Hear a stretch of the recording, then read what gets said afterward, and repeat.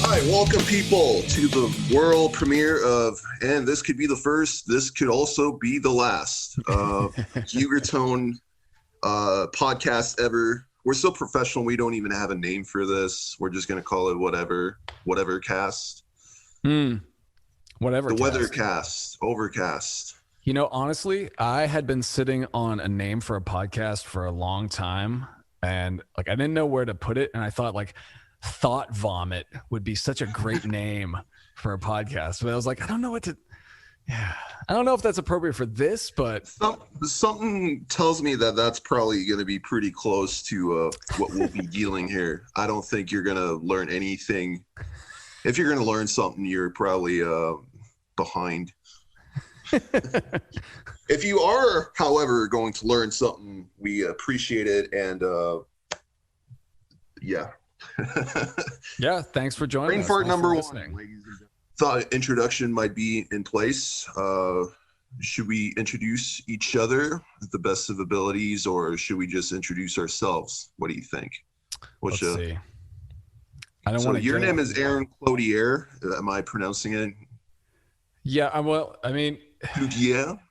Right. Like the really pretentious way to say it would be Cloutier, which is the most accurate, I guess. But I've heard all kinds of pronunciations. Whether I've heard Cloutier, which is even harder to say. But Cloutier is. I'm gonna go with that because it's the easiest for me to say, even though I feel just super pretentious saying it. yeah. And probably in New Jersey, you know, people they kind of drop their eyes a little bit in Cloutier, so that it's probably hitting home more. But you're working as a private music teacher, and you got a couple of websites. riffjobs.com is one of them, and that's correct. And the other one is called Faster Music Creation. That's right. Yeah. So feel free to check out Aaron's work there. I think it's a handy, kind of a new way of teaching music in this contactless world. Yeah, it's very much. I mean, right now it's in its infancy, and there's a lot of just options to work one-on-one with me as far as like private instruction or coaching or anything like that. But there is going to be a series of just like mini courses coming out soon. Okay. So I'm in the middle of, finalizing all that. I actually spent all week finalizing a bunch of lessons for another company that has yet to be mentioned. I can't say anything quite yet, but it's going to be really cool. So yeah. So people get in touch with Aaron. He gets to get paid. It's the holiday season where the wallet is kind of stressed to the max. So thanks, buddy. Make sure to get in touch with Aaron if you have such particular needs. My name is Ron D. Rock, and I just make noise for a living for the silly little company called Ugritone, and that's that. We are carrying sort of the Ugritone flag here, but I don't really want to make it for Ugritone. I get to answer those questions for all the magazines and audio files every day. So I kind of want to talk about something else, and that's really the reason why we're starting this podcast. And today we'll be talking about shows the ones that got away, the shows you wish you had seen. Right. And so we're both pretty much the same age, like born in the 80s. So we can't really say like Beatles at Shea Stadium or Led Zeppelin in a heyday or anything. So we're kind of like, should I say it starts in the 90s for us? Yeah, I would say that's safe to say. Yeah, for sure. And let's kick things off by saying, what was your first concert ever? Okay, so my first concert like a ever, legit, not like a REO Speedwagon at a county fair that you kind of right. No, man, like I actually lucked out. My first concert was Metallica, and it was during the whole 10 plus year Binge and Purge tour, right, where they were just touring on the Black Album forever. Yeah, man. And it was at this festival fairgrounds in New Hampshire, and I was 12. And I remember it was the first time I got stoned without meaning to. It was just my first contact high ever. Just like a bunch of stoners around you were so you were hotboxing. Yes, and I was panicking, like, because I didn't know what was going on. Well, it's like with the scary lights and the music and the visual and just the stampede of the crowd, like stomp, like it's a physical thing. When Metallica comes to town, the earth is shaking. Yep. Actually, you might appreciate the lineup too. It was Metallica, it was Danzig, and Suicidal Tendencies. So, okay, so that sounds to me like it was 93, like towards either at the very beginning or at the very end of the run. Trying to do the math because like I was 12. Yeah, like 92, 93, something like that. Yeah. And I don't remember the show at all because I got high. Yeah, I'm slightly jealous because I was in kindergarten and listening to like Hathaway or some Tom Petty from the radio. I didn't have a choice, so I was kind of too young to really. I do remember the phenomenon that was right around that time. Metallica was just. If you haven't heard of Metallica, you were in some Timbuktu or something. Like you were not in the loop. Absolutely. Like it's funny because I grew up in a super small town, and you would think that a band like Metallica might not have gotten through, but somehow they did. Like I hadn't even heard of Guns N' Roses, but I had heard of Metallica, which is weird to me. Because it just seems like Guns N' Roses was so much bigger and so much more widespread. Yeah. But no, dude, like I was 5 years old, and I remember my older brother, he had a cassette tape, of Master of Puppets. And I remember hearing it in my dad's van, and I just did not know how to process the information. I knew I liked it, but I knew I was just so overwhelmed. And I just remember like the sound was just bouncing all over the van. I'm like, yes. I mean, it's kind of like Hetfield's tone is so undeniable, and that combined with Lars's, I've always said idiot savant kind of drumming, because it's, especially on album like Justice for All, Master of Puppets, it's everybody knows where Lars kind of falls short, but no one's really glorifying the like, there's some unconventional like perspectives on playing the drums there. It's very unique, and like love them or hate them, it's undeniably unique. And I've heard opinions on either side of the equation, like, oh, they wrote that riff because it was a mistake or whatever, but it's like, but it sounds awesome. So got to make those happy mistakes, and God help those people who are like tabbing out the drums and creating those Metallica tab books where it's you have like 7/8 time signature, and then kind of those micro nano and what he really the credit that he doesn't quite get is he's a master of not hitting the snare. He's really good at delaying the dun dun dun dun, like it's really, I've yet to hear a convincing like programmed version of Lars, simply because it's so he just likes to take the space. Right, exactly. Yeah, I was about to say exactly the space. It's funny. I was listening to a podcast the other day. Do you follow Mike Johnston by any chance? He's a drum teacher extraordinaire, and he has a podcast with this other drum teacher, and they were talking about Lars, and they were talking about how like he's kind of like, how the way that he utilizes space is so signature to his style. And it's like, maybe I will now. But dear people, the only podcast you should listen to is the Ugritone podcast. That is the double truth. But we're going to talk about Metallica a little later, because it's here in my notes, and I kind of want to save something because I have my story to share about the Black Album tour as well, in the shows I wish I had seen, and now it's clear that you one-up me. Well, now I'm very curious now. Right off the bat, Aaron's got a 1 point ahead of me. You want to hear what my first show was? Yesterday we were putting the show together, and I didn't reveal that, I believe. Yeah, no, this is a complete mystery to me. So yes, I am eager and I'm looking forward to hear this. So yes, what was your first? My first show ever, actual show, not like a county fair or something, was Michael fucking Jackson. Oh wow.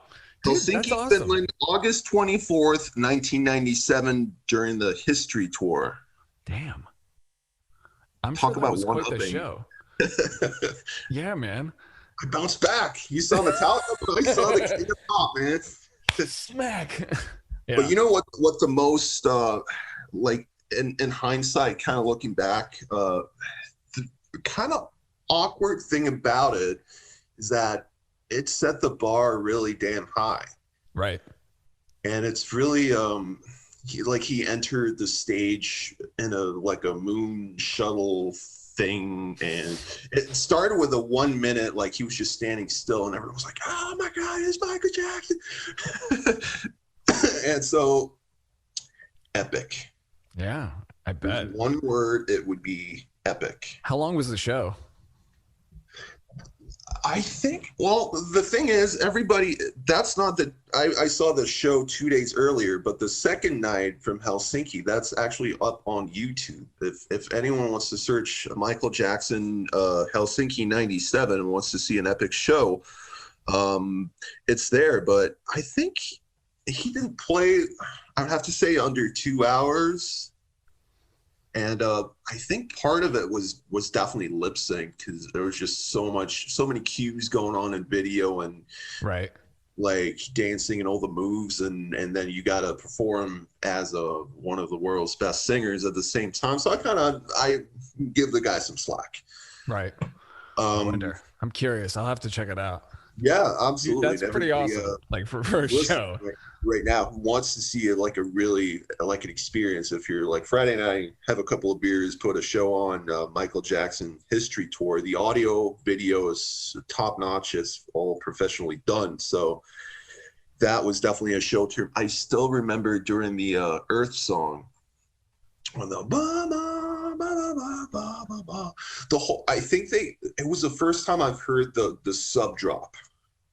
Like, so they did like a long sub drop. So that was like the whole place was rattling, and everyone's like, I was like, holy shit. That's awesome. So that experience is really hard to top. And how old were you at the time again? This was back in, I forgot what date you said. I was old enough to get a backstage pass. No. No, I was 97, so I was 9 years old, and wow. My mom bought the tickets, and I'm glad she did. So we went to Linnanmäki amusement park before, because it's like real close to the stadium. So we got to go to an amusement park and see probably one of the best concerts I've ever seen and ever will see in my lifetime. So yeah, man, that sets the bar pretty high. Yeah, you just have to like completely change your palette and just go to like some basement punk show, because it's like so far removed from anything else. So it'd be like, yeah, this is the only way. Yeah, exactly.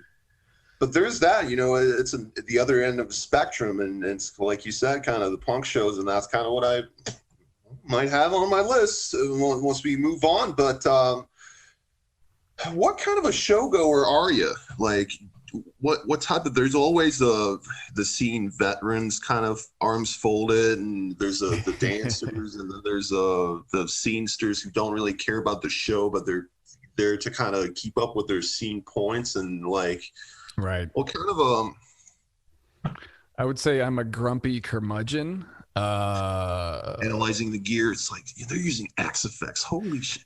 Yeah, man. Like, I think, well, starting out, when I was starting out going to shows, it was always about watching the guitar players. So like if I was ever up front close, I'd be just studying technique and all that sort of stuff. And rarely would I get in the pit just because I'm a wuss. But I would from time to time, depending on what it was. But as the years went by and whatnot, I get older and older, and I find myself going further to the back of the room, you know, and then, you know, if I can afford it, I'm the dude in the balcony just looking down with my arms crossed. Just kinda, okay. Huh. So you're like, yeah, fuck with me now, huh? And I'm like the old grumpy curmudgeon where it's like, I can't even last longer than an hour at a show at this point. Yeah. Like if I'm standing up, I'm like, oh, my back. So usually it takes a specific type of band to really get me out. And the last one, man, I think the last show I saw, it might have been Meshuggah. I mean, it was certainly, they were one of the last ones, because their show is always incredible. Like consistently, that show will never get old to me. And seeing them in multiple different areas, mostly in New York, but yeah. If anybody hasn't seen Meshuggah, once shows start up again, do yourself a favor, because it's just kind of like it's kind of like being trapped on an alien barge, and you're just blasted with, you know, syncopated light shows and obviously Meshuggah being Meshuggah. It's like, it's awesome. Yeah, they're really, I can't say I've seen that like other bands do it, but they don't really count in their songs. I think they have some sort of in-ear click system. That like click, click, click, click, uno, dos, tres, cuatro, dun. So, but every song just starts off like a cannon blast, and it's really powerful. Even though it's like people saying, "Oh, they're playing to a click," it makes everyone's job so much easier. And I don't think a band like that could really perform when it's like kind of, oh, we're tired. We just flew into Turkey, Istanbul for a festival show. Everyone's tired and kind of tempos are all over the place. You know, for a band like that, you know, I understand it's about consistency. Exactly. There's really no, like, once one of the guys like Hawkins starts, you know, slowing down, everybody has to slow down. And it needs to be like a steam train on steroids kind of. Exactly. No, you said it. It's not like, it's just not, they're not the same type of, like, they don't have the same type of rawness that like a Slayer or a Sepultura or insert whatever band here, like, where it has to be perfect. That's the way they package it. And yeah, man, I agree. The consistency, and plus, the riffs have to sync up with that light show. So I don't know how you could ever pull that off otherwise, unless you're playing off the lights. If you're like a maniac, dancing on, tapping on the. I saw Thomas count off one song because he counts it off on the album. Like, that's the only song I've ever seen him count off. I think it was the first track on the last. Oh, the Clockworks, yes. Yeah.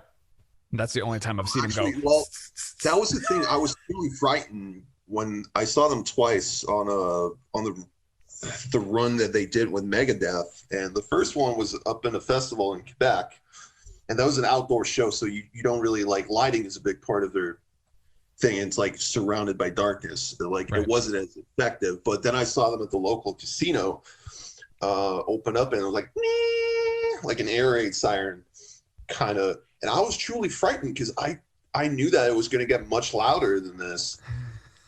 But there's no, like, they're just standing like these like statues on stage, and then kind of like a really that was scary. It's such a cool just presentation. Yeah.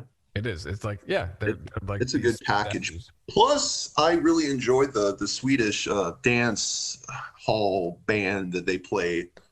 I guess they bring their own house music with them. So I was like, oh, do and you feel slightly closer to Finland, where those bands are also pretty popular. But you know what they played at the New York show? They played "Careless Whisper" by George Michael. And this was at, I forget what venue in New York, but it was a pretty decent sized place. And the entire crowd is singing that saxophone solo. And it's like, now, was that in New York City, or was that in the city? Nice. Yeah. If you ever, well, if shows ever happen again and they play a place called Terminal They 5, will. Come on, they will. I'm sure they will. I'm sure it will happen. No, I say that jokingly. Of course, yes. things will definitely go back to normal, but you know, there's no turning back. They're all just going to be digital, and you're going to pay $50 for a entry pass, and everyone's going to win. It'd be cool if they had like a digital vending machine where you watch live shows in the future, like a can of soda. Digital, like the popcorn guy and shit, like digital optional tip and all that. That would be awesome. Like seeing arena shows, like going to see Luke Bryan at the freaking Lions Ford Field in Detroit. I would love if there was no beer line. And digital toilets would be awesome too. Oh yeah.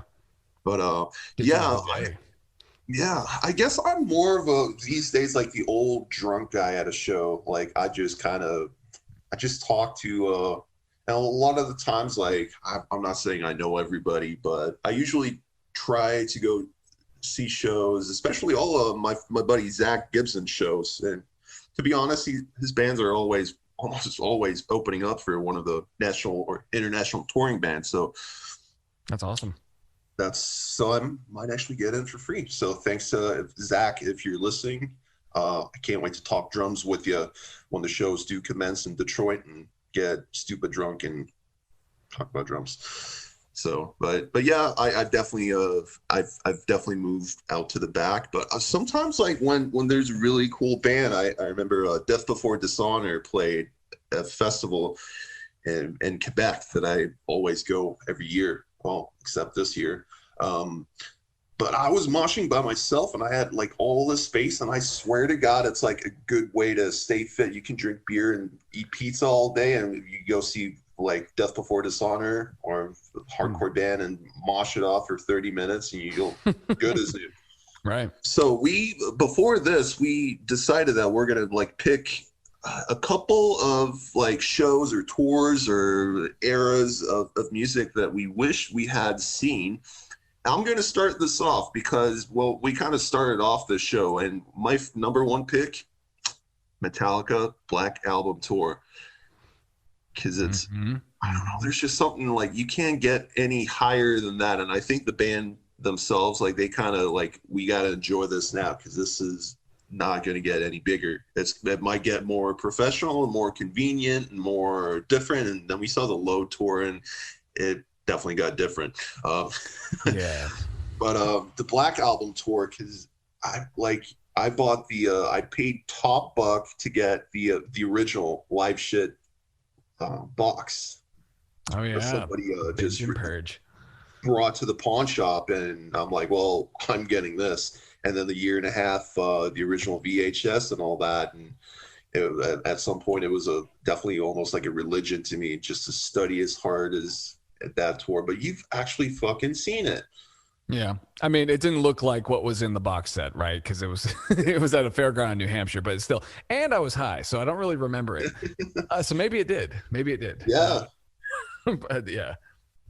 Yeah. Well, that's it for memories for the show. But I think there's one that I wished I had seen, and it was during the when they did an evening with Metallica portion. I believe it was 92, the San Diego live shit, where it's like they had instead of opening band, they had an intro movie where it's like, hey motherfucker. It's like, I was like, dude, these guys how come no one has done that before? Kind of like SmackDown, the wrestling, you see those guys in the backstage with like shooting shit, and then all of a sudden there they are right in front of you. You can smell them and they can smell you, and kind of, but so like documentary style. Yeah. You have those two all white black hardware Tama drum kits. During Four Horsemen, he runs from the other kid to the other and across the bridge. And sometimes like he made it, sometimes he kind of fucked up the timing, but that was like, no one's ever done that either. Like fuck Tommy Lee and the roller coaster drums. That's way like, holy shit. That was one of the drum moments that I wish I had seen live. Yeah, agreed. That would have been really cool. You got to plan some shows, man, and that's with key moments like that, and then James, pouring beer during the Seek and Destroy and kind of like shoving microphone in the Yep. face of the front row and all that. So it's definitely a well-built show. And then Ecstasy of Gold, every time that comes on, you're just like, holy shit. Yeah. Electricity. For sure. Yeah. It was well thought out as well. It was well planned. Yeah. And like,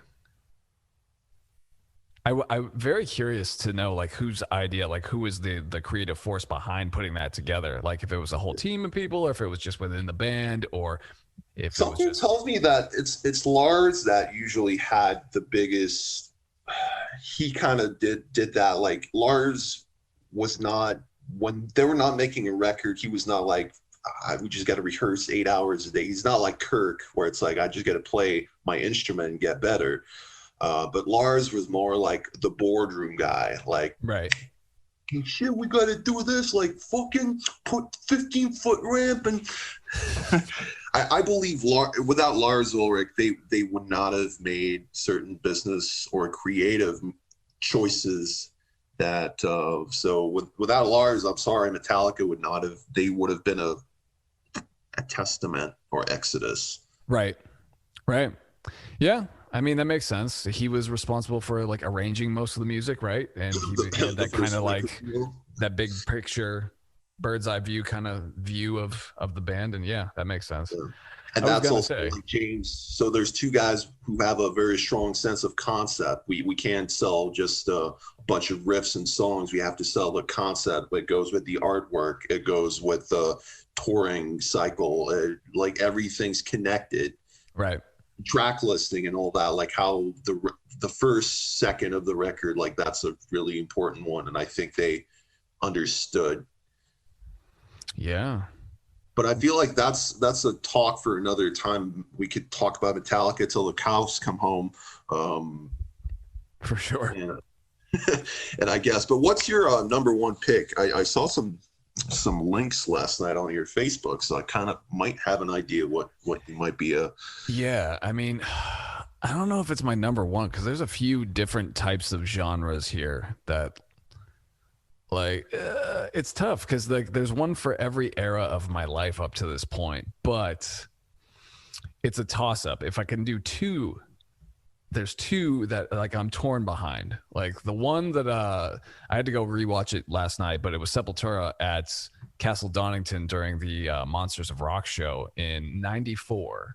And nice. I think that was with Pantera. And yeah, man, like they were touring Chaos AD. Yeah. And it was that period where they started beefing up their show where they included like that whole row of percussion when they played that song Kaios, and they just all start jamming together. And dude, they were so tight. They were insanely tight. And of course, every song gets bumped up by like 10 to 20 BPM because it's like, they definitely play their like songs way faster live. Like, dude, when you hear them rip through Arise, it's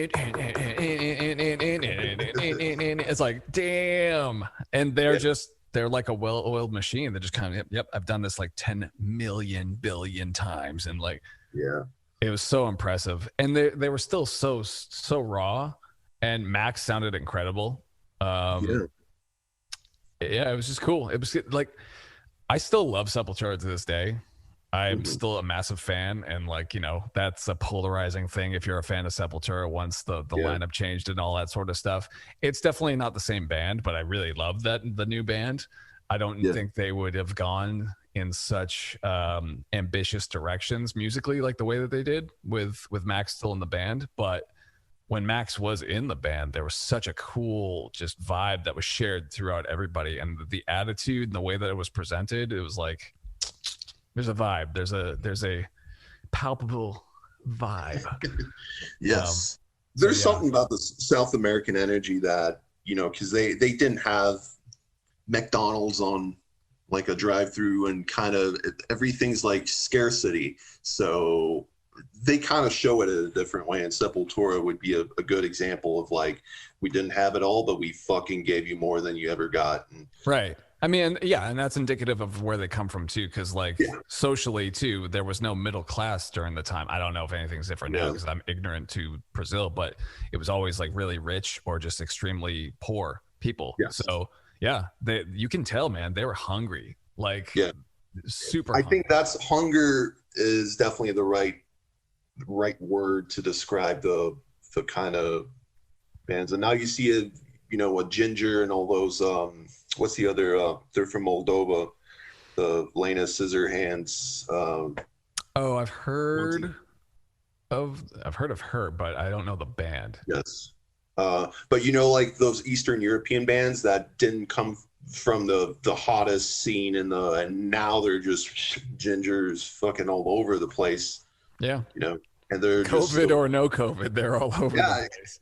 My God, exactly. Dude. But yeah, Castle Donington. I think our buddy Lee might have been at that show because he cool. He actually just spoke about the Monsters of Rock and just eating fish and chips and fucking passing out, and there's still some kick-ass band playing, and Metallica is going to close the night, and you know, that's amazing. Good times. If there's one place I would have loved that didn't make my list, it would have been like the 90s, like being one of the Beavis and Buttheads in the crowd, just like, yeah, you like metal? Cool. Yep. It was such a simple thing. These days, you kind of have to. There's going to be 5 sub questions being followed. It's like, you like metal? Oh, you like baby metal? No. Yes. It's kind of like a Fallout, where the dialogue kind of goes depending on your picks. Yeah. And then you can lie or you can convince. that's But yeah, what was the tosser between the Sepultura and yeah, I mean, so I'll keep it like consistent with my more formative years as opposed to anything that I would see now more because like I would have loved to have caught Strapping Young Lad in their heyday, but I didn't get into Strapping Young Lad until a bit later on in life. And for me, I would have loved to have seen Mr. Bungle in at the height of the one show in particular. It was at the Bizarre Fest, which was back in the year 2000. So it was like August 19th, year 2000. I have a link actually, and the whole show was just amazing because, you know, if you know anything about Mr. Bungle, they're this, you know, freak show of like circus music mixed with metal, mixed with jazz, mixed with multi-genre, whatever. And they reimagined all these old songs that they would perform. So you weren't hearing the record, which I thought was so fucking cool. Like, and right. Yeah. And everybody was super tight. The performances were just incredible. And yeah, it's like, I would have loved to have been there. And for real. Yeah. Because that was 2000. That was after the breakup of Faith No More. So when I think so, yeah, around then, and then like they soon 99 after that. Yeah. But yeah, they were touring on the California record, so you know they had this whole, you know, they had 3 albums worth of material to go through, and there was everything from I mean, I had a weird musical childhood, I think, because at a very early age, I was exposed to, I think I was like 10 years old, and I heard Vulgar Display of Power for the first time. I heard Master of Puppets when I was 5, and I heard the first, like the self-titled Mr. Bungle record at age 10. And man, I would listen to that every single night before bed, just get the most fucked up dreams, like just every night. But it's part of my DNA at this point. And yeah, I would have loved to have been able to see that. I'm a huge Mike Patton fan, so. Yeah, I guess I have a similar, my dad, one of the first records I ever remember listening to was War Child by Jethro Tull. My dad had the LP, and it just sounded so like, kind of like your head's just like, what the hell is going on, man? So yeah, so I would put that in the same category as Mr. Bungle, where it's like the color red isn't really red at all. Yeah, it's a kaleidoscope. You know, very Frank Zappa inspired. I mean, if we were to go back as far as the 70s and whatnot, I definitely would have loved to have seen a Frank Zappa show. Like, I can only imagine the insanity of that. Well, actually, speaking of the 70s, one of my picks is just any arena rock show in the 70s. And you want to know why I would have loved to go back to that time to see one show? Because people actually listen to the music without any distractions. You don't have to go as far back as then, but I feel like this whole rock and roll was so new, and kind of in the 60s, 70s, it really, like Lynyrd Skynyrd and Aerosmith and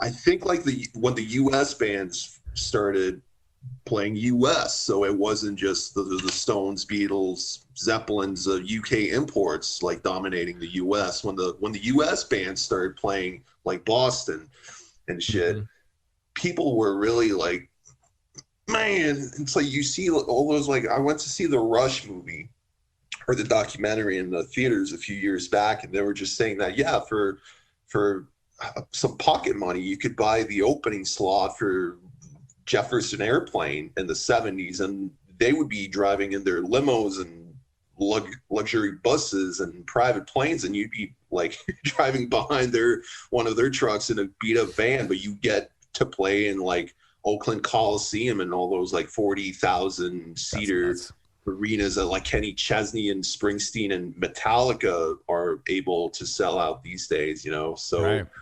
The volume, I just started reading. I'm not sure if you've read the Scott Ian's autobiography, but he explained like going to one of the Kiss shows in the 70s when it's like you're a kid and your like parents say it's okay, you can go, just come home before dark, don't drink beer. And the way he wrote it was just so mesmerizing. I'm like, it's almost like I'm in the subway station waiting for it. There's all these fucking crazy people around it, and they're all heading to the same place. And so that would have been just something, you know, when there was no Twitter, there was no TV. So it's like everything was so much more mystical. Like Kiss, right? People probably believe that they were immortal. They were gods. Like, holy shit, because there was no way to check them out. And you have to go to your local record store are they coming to play in my town? Right. It's like, there's more a mystique. There's more mystery. Yeah, there's something to be said about the 70s bands, because, I mean, you listen to the recording of Led Zeppelin, right? And then you hear them live. Like, I heard some live recordings of them, like, ripping through Immigrant Song. And there's this visceral energy that is, like, not on the recording. I wish it was. But it's like, yeah, and that visceral kind of vibe was kind of like, because you were saying that it is all new. It was, like, really fresh and exciting, and just kind of like everybody was feral. Like... Yeah. You know, like Van Halen when they first started out. Yeah. Oh my God, just like on fire. And I mean, Queen in the 70s. Oh, absolutely. That was one of my other picks, by the way. It was Queen at Wembley would be like life-changing. 1986. I forget the year. I think it might have been. I'm sure they played there more than once. So I'll take any Wembley. But yeah, that's their turf, and that's where they belong, and that's kind of where the band was ultimately buried. I think their very last show was at the Wembley Stadium in '86. Maybe. And I think that would have been kind of one, like Freddie kind of knew, and maybe the band knew, but tell no one that, you know, it's clock is ticking. Right. And I think just because, not only because of the musical elements of it, but like the historical significance too. Like that was like a cultural thing. It wasn't just a musical thing. It was like this is a landmark moment in history. It gets lumped in with, you know, the rest of history. Just kind of like one of those types of things. Yeah, imagine all the bragging rights when the Bohemian Rhapsody movie came out, and you're just like, I actually saw those fuckers live. Right. Can you imagine? It's just like, yeah. I wonder if they're mad, by the way. Anybody who's actually saw the show and they see the movie and be like, I wonder. It was okay. Yeah. I felt like it could have been better. Yeah. I mean, the snare was kind of mixed all wrong and shit. But you know what? There's always going to be people that are going to complain that, you know, it's like Freddie's vocal EQ tricks weren't really that good or something. But it's like, well, they're still playing their songs at a bar. So I think your EQ choice doesn't really matter. Right. I mean, because that's the only process that in music that really matters. That there's two guys like Aaron and Ron looking back like, shit, I wish I had seen that. If it was all like, you know, roses and champagne now, we would be like, oh fuck, it's the best show, is the next one I'm gonna go see. Right. You know, but that's that. Yeah, or hearing Freebird with like football stadium full of crazy stoned people, that would have been something. Instead of that drunken guy in back of every American bar, play some Skinner. Right. I would have enjoyed seeing Freebird once and maybe a couple of times after that. And then I'd be fine. But like, yeah. I sense you've played that with the cover band. I sense some I've just heard it so many times, man. Like I've heard plenty of cover bands like do it, and you know, being a music teacher. Yeah. I'm more of my hate on Skinner is on Simple Man. I just don't. Interesting. Hotel California, Simple Man. Why would anyone want to hear that? Yeah, I'm with you on the Hotel California.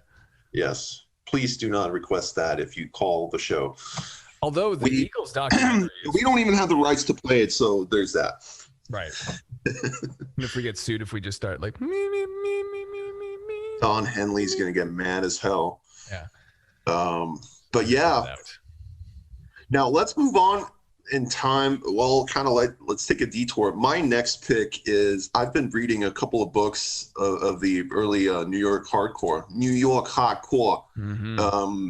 Harley Flanagan's book, Roger Miret, and all those shows like Max's Kansas City, A7 Club, CBGB's.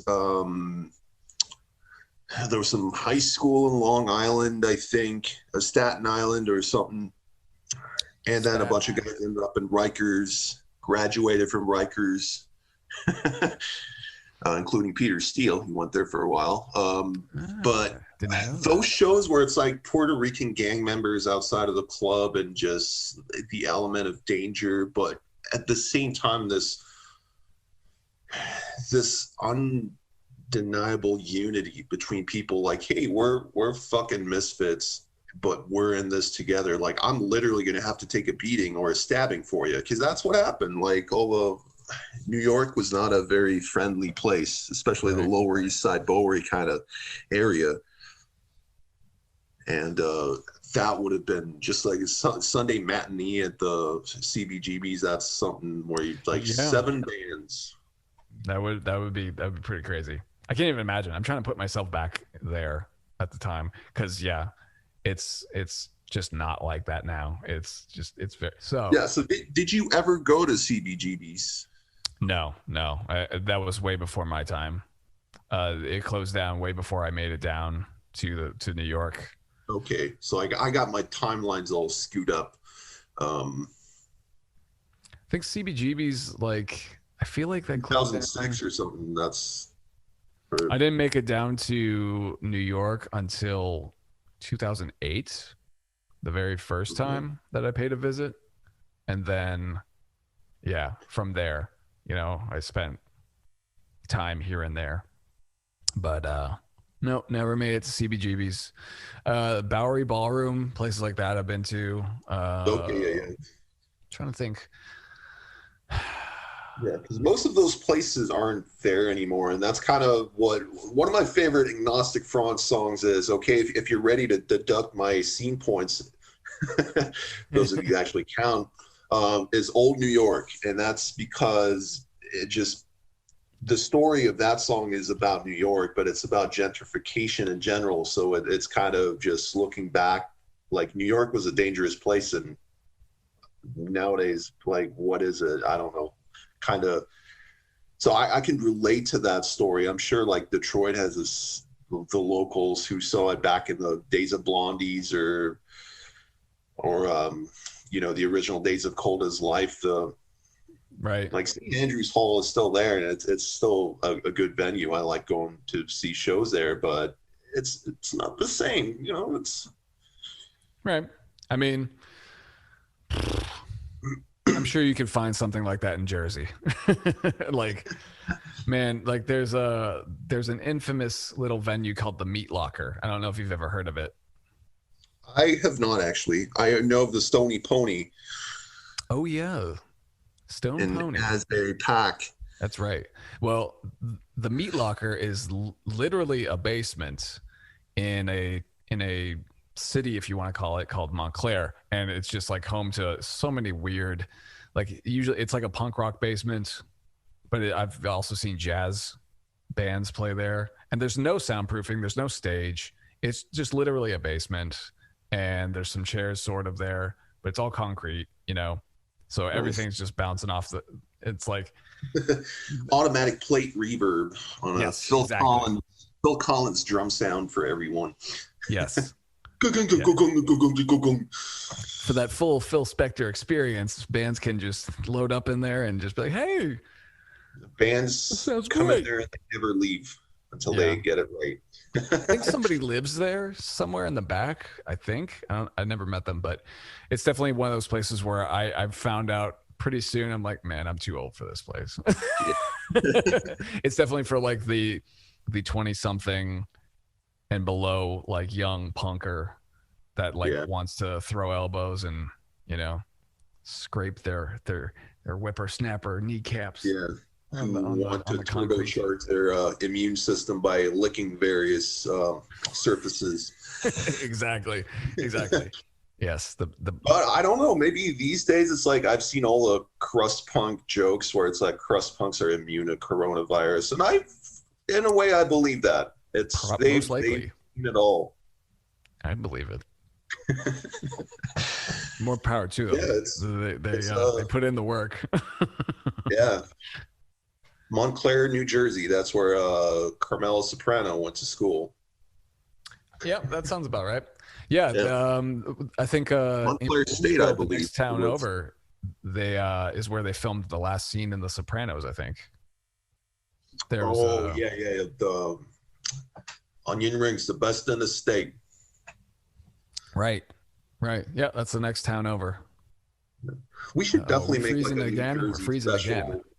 New Jersey special episode one day where we're just going to talk about Sopranos and fuck music. Nobody cares about that. Right. So we got, okay, I'll let you pick next because I'm sure we'll be moving forward in this weird concept known as time. So what is your next draft pick? Right. Well, I did mention Strapping Young Lad before. Yes. So, and I'm not sure. So my first, introduction to strapping was a live album. It was No Sleep Till Bedtime, which was a brilliant title. Never heard it, but already want to listen to it. Yeah. And it was recorded in Melbourne, Australia. And I believe that was back in 1997. And I've pulled up the show. Yeah, so I believe this is at the same place. So they were live at the Hi-Fi in Melbourne, Australia on October 12th in 1997. And, man, it's a perfect... I usually don't like live albums, but it's a perfect live album. It's so intense, and Devin is insane, and everybody sounds amazing. And of course, Gene Hoglan. This is before I even knew Gene Hoglan was in the band. I'm like, Gene Hoglan, that guy is in that band with that guy. He had 8 arms. Right. And Strapping in particular were like one of those bands that kind of revitalized metal for me. You know, like I had been listening to metal since I was literally like 10 years old. Just so I've had many phases. I've gone through plenty of genres and all that sort of stuff. Yeah. Church burning gets kind of old after the first like practice of Dark Throne ever, so it's kind of right. I feel you. So, but yeah, there'd be certain bands that kind of like, you know, made it refreshing again, and like Devin and Strapping was just like, yeah, that whole industrial thing, that intensity that was brought to the death metal. Yeah, like obviously it's pulled from Fear Factory and all that. I'm glad you mentioned that, because they definitely pioneered the German KMFDM. Yep.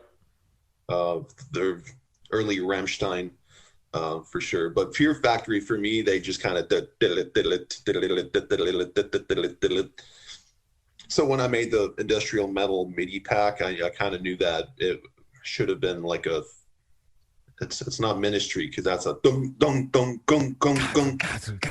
Yeah, kicking here at the same time. But yeah, it's Fear Factory definitely, and I believe Hoagland actually played in Fear Factory for a little bit for one record. After Dino got back in the band, and I think the album was Mechanize.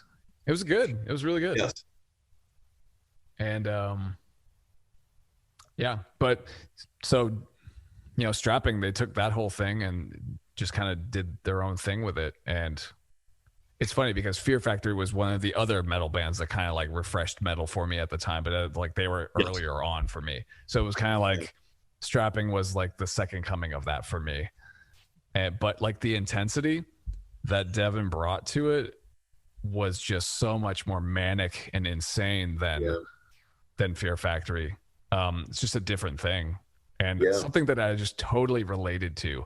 I still relate so much to Devin and like his perspectives and his opinions on things. I'm like, this is weird. Like he's kind of my spirit animal. He's definitely the mad scientist type that just seems to reinvent the wheel when there's no need to reinvent the wheel. I feel like he's just like always, like I said, 5 years ahead of the game. You can try and do the thing, but it's like once you've done it, he's already moved on to something else. And it's funny because all he's doing is just, you know, being honest with himself. He's not trying to do anything. He's just kind of, you know, listening to what his creative muse is telling him, and like it's admirable because that can be a really scary thing in this business. It is, and I feel like these days it's like you have two choices. You can either make a hit or you can make a classic, right? But you can't do both in 2020. And I'm kind of hoping that it would shift back to that, you know, just don't play it so goddamn safe. It's going to show up in the overall sales eventually when there's no just release 40 music of something just so that we can play more shows, you know. I don't know. Judas Priest, they would not have to release another album and people would still pay good money to see Judas Priest. My final pick for the thing is you see, because you've seen so many more shows, is one of the US Hellfest in Syracuse, New York. This one time I was there. I believe it was a 2006 U.S. Hellfest, which may have been one of the last ones ever. And then they kind of moved the idea to France. I'm not sure if they have anything in common with the Syracuse Hellfest, but that's something, like just seeing all these, kind of like you said, the New England Metal and Hardcore Fest in Worcester. That would have been one, but I think the Hellfest, because it was kind of like a parking lot show, like the stage wasn't really designed for live performances, and it was just nonstop stage diving in this clip from On Earth when they're playing, and it's just the intensity is just something that I guess like that's what really got me into metalcore back in the day. Just seeing that these guys are, this new metal is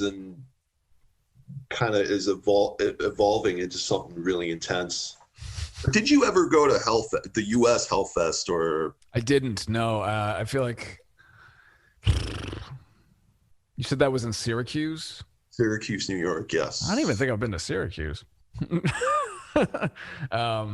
Sorry, no, but I definitely heard about it. I heard about it plenty, and I saw plenty of footage from it, and it looked pretty crazy, pretty intense. I think I remember seeing that that performance from Unearth that was filmed, and it was like early on in their career, I feel like.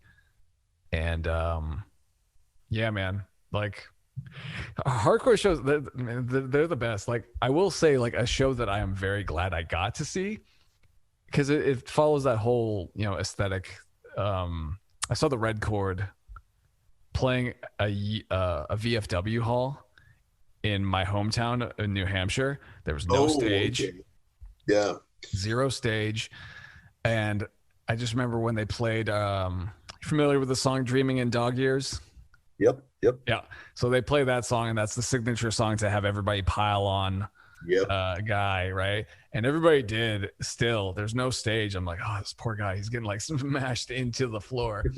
And it was just beautiful, man, because it was just like this tiny little intimate show. And I really, that vibe is cool. And I don't know if that's still around. Like, I don't know if that's still a part of shows. I guess it just depends on what kind of show you go to. Again, I'm an old man, so like I might be out of the loop. Yeah, a lot of things used to be. Right. It's becoming that kind of soapbox moment for me. That's not good. But yeah, those shows are definitely in the scope of like, I would love to go see them. But then again, it's like the local casino here is parking is very easy. You take the elevator down, you go through, and sometimes they check your ID if you have recently shaved or not, and then you show your ID and they look at it. You go through, you go get a beer, and then you go to your designated seat and you wait, and the band comes on. Band's finished, you walk into your car and you drive home. So it's also that convenience. Which I'm not gonna lie, I do like that, because like it caters to my old man nature very much. And like everything that I'm talking about definitely is a young man's game as far as I'm concerned. Like touring in a van, all that too. But even just the shows themselves of like, the interaction between the crowd and the band and all that sort of stuff. Like it's kind of like to be that kid, right, in the audience, to do that sort of thing, being a 38-year-old man trying to be like, yeah, man, and you just like, I stepped on like 5 teenagers just to get up here. Like, it's like that. No, that's not good. I took that guy out in the pit with the roundhouse kick. Right. It kind of loses its meaning after a certain age. You just killed a 14-year-old girl. Yeah. Like, well, she was huge. Yeah, that's and then certainly after what happened to Lamb of God, the Randy in jail, that definitely did not help the true.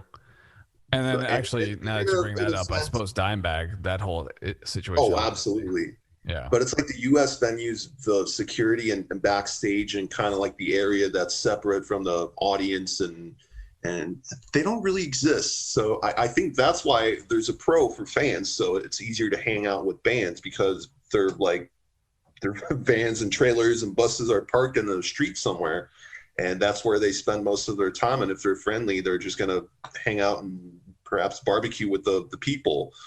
Yeah. And instead of this new, like, pay $100 to VIP, I don't know. They got to make money. I understand that. Yeah, that's the thing. It's like, that's tough, Yeah. I can't imagine that, like, I would love to say hello, but good. Give me some skin, man. And Franklin's lonely. Hold this handshake for 5 seconds. 4, 3, 2. Okay. I'll give you an elbow. Feed the meter. Yeah, the 2021 version. $10 for a hug. But yeah, that's and touring is another thing. I think we could also have another show about just touring challenges and in the 21, but do you have a guilty pick of like a show or a band that you wish you had seen but you had not seen, or not even a guilty pick, but something like that's not in the realm of metal or hardcore or punk? Yeah, there must be. I'm trying to think. Oops, I toured again tour. I'm trying to think.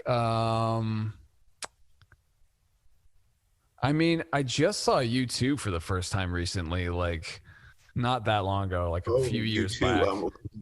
U2, how did you survive all these years? I think I would have loved to have seen U2 during the like when they were at Red Rocks in Colorado. Yeah. I think it's Colorado. Yeah. Yep. Boulder. And they had that live album Under a Blood Red Sky. Like, so that's like a more recent. Yeah. Because I would have said Joshua Tree, hands down. That too, man. Before they wanted to save the whales and all that, when they were still like just kind of Christian rockers conflicted by their beliefs and the excess of rock and roll, kind of. I mean, I don't know if I would go that far, because I think, I don't know. I honestly don't know what their whole stance is on all that sort of stuff. It just seemed like they had general themes of like, you know, humanity and all that sort of stuff. But I did catch them on the reunion of the anniversary of the Joshua Tree album. Oh, okay. Which was pretty crazy. And I'm kind of like a retired U2 fan. Like before I heard Vulgar Display of Power, it was Octone Baby. Like that's what I was listening to all the time. Yeah. And In Excess. Actually, In Excess would have probably been a really cool show to check out back in the day. Absolutely. He was kind of Michael Hutchence he brought the 90s in like 88. Right. And he kind of knew like this is what 90s is mostly probably going to be. Right. Yeah, and they were great. They were great. Like they weren't a sappy pop band. It was just like I don't know if the term man pop is the right thing to say. They were man pop. Yeah. But I don't know, man. Not that like anybody in excess were ugly dudes, but I'm convinced that like the best pop music was made by ugly dudes back in the 80s. Like you look at The Outfield, you know, like that song Your Love. I'm like, dude, that's like the best pop song I've ever heard in my life. Yeah. It's undeniable.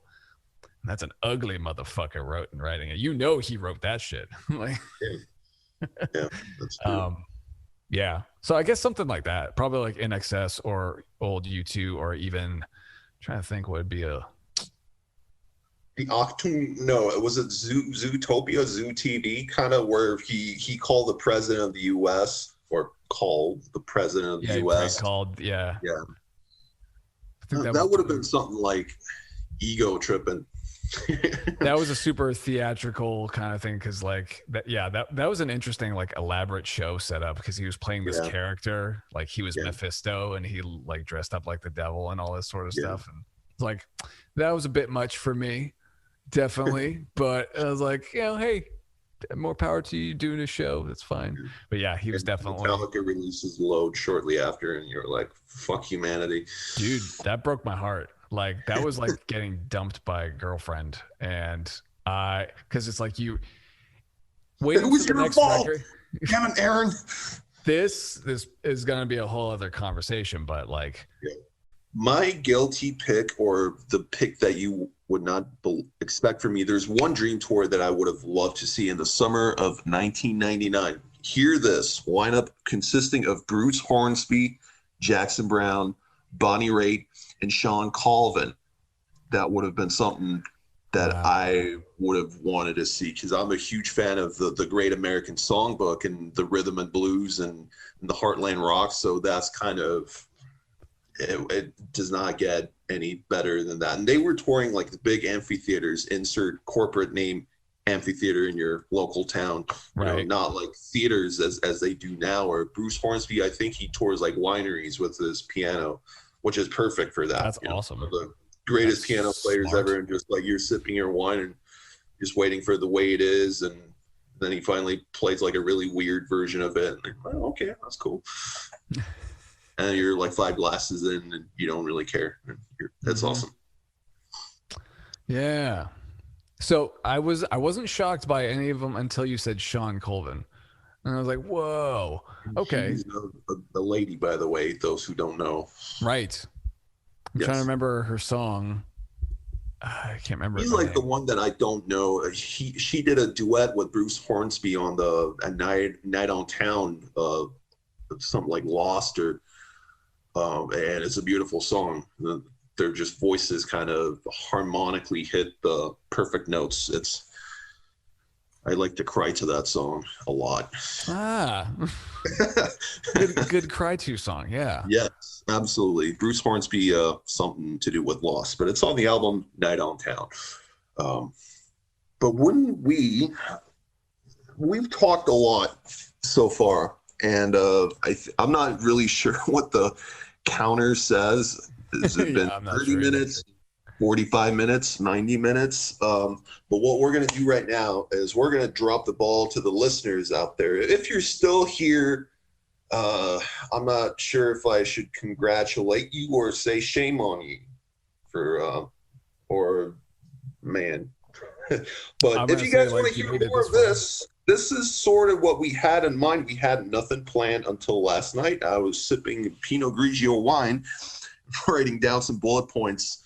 We kind of had the rough idea in mind, but this is kind of the concept that we would like to share with you when this is the first attempt at, well, I'm not using Aaron's actually using a Shure SM7 mic, and I'm just talking into my laptop, which is going to change if you guys want to hear some more. So we're going to try to make it sound more professional, and perhaps you should get a degree in radio DJing or something. Maybe. I'll try to use more bedroom voice while I'm at it. Like a lot. You come here, I'm sure there's a course in Wayne State University in Detroit. So, or I'll come there. We'll go to Rutgers. I'm sure they are. Yeah. You can come to Rutgers. Yeah, for sure. Yeah. Or Columbia. What? No, that's in New York. That's in New York. That's in the city. Yeah, nobody does right now. I think it's getting better over there, but I haven't been. I've heard the rent really dropped. Yeah. But that's also not the point of this show. Rent of New York will be episode number 6. And should I move to the New York City, aka the Big Apple, in 2020, you might want to listen to Bill Mayer or someone else for that. They might have better points. Probably. Or I don't know. But let us know in the comments if you guys want to hear some more, if we missed something, if we are completely misinformed, if we should get some proper voice training, or if you just plain and simple don't like us. That's an opinion too. And your opinion is protected under the First Amendment, which is freedom of speech. And I will make sure to listen to my crying song once I read those comments. Yes. And I'm going to leave this one with my pick of the week. You said you're going to send me the link that I'm going to include but my pick of the week is going to be Def Leppard Stage Fright, live from the Live in the Round 1988 DVD. And you can watch that. Talk about how you can open the show with maximum electricity or energicity. Anything goes. That's how you start an arena rock show.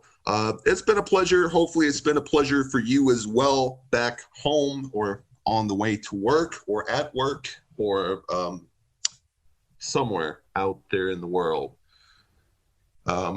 Anything you want to say as a closure? Any last words? Thanks for listening, and any listener feedback is appreciated. So if you have anything you'd like to offer, anything that you'd like to hear any of us discuss or anything like that, be sure to let us know in the comments. Yeah, and if you have any snare drums you don't use, feel free to send them to me and I will sample them for you. Oh, bonus. I wish I had one now. Yeah. I only got 20, but it's not enough. Is that all? Yeah. Man. Well, but that's it for this time, and hopefully we might come back. We may not come back. The rest is up to you, my friends. And well, you let us know if you want to stay tuned for more. That's it. The sun's actually coming out, so I might go out and frolic outside. It sounds like a good idea. Yeah. Yes. I go eat food. Nice. Well, over and out, and hope this was not a waste of your time if you made it thus far. Hopefully. Yes. Goodbye, everyone. Take care, everybody. Bye.